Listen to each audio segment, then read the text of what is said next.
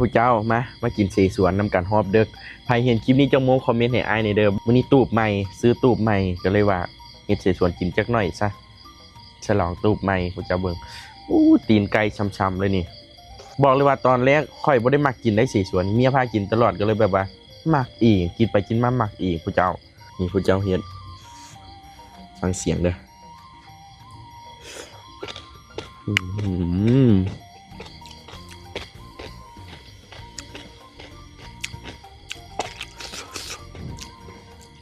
ใครมากินซีสวนคือกันในคอมเมนต์มาให้ในเด้อ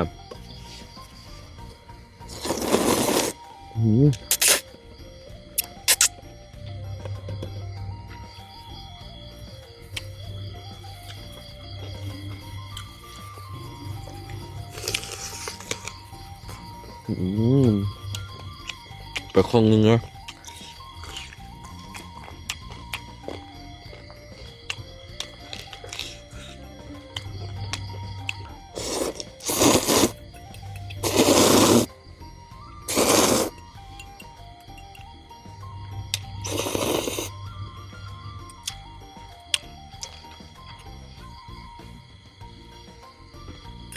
กินได้ตลอดเลยค่อย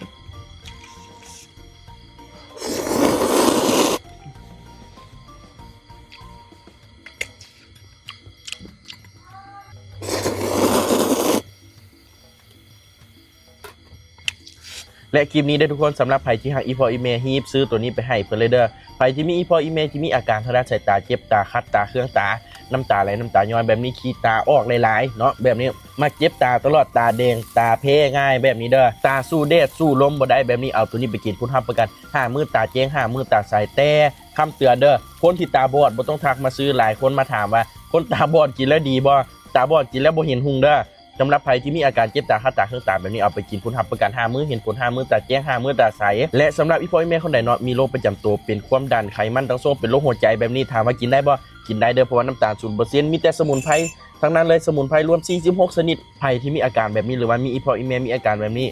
ทางซื้อไปให้ผู้กินเลยเด้อ1 แถม 1ราคาโคตรถูกและตัวนี้ผู้เจ้าเด้อเห็นบ่หน้าพูดดีขึ้นมันบ่หน้าพูดใสขึ้นมันบ่เอาตัวนี้ไปใช้เลยพูดให้ราคาถูกๆเป็นสบู่คิมินสดเด้อสบู่ปราบสิวปราบฝ้าภัยที่มีสิวหนาๆสิวอักเสบสิวหัวหนองสิวส้มเหือมีฝ้าหลายๆแบบนี้เอาตัวนี้ไปใช้เลยเด้อ1 แถม 1 99 บาทกีบราคาโคตรถูกผู้เจ้า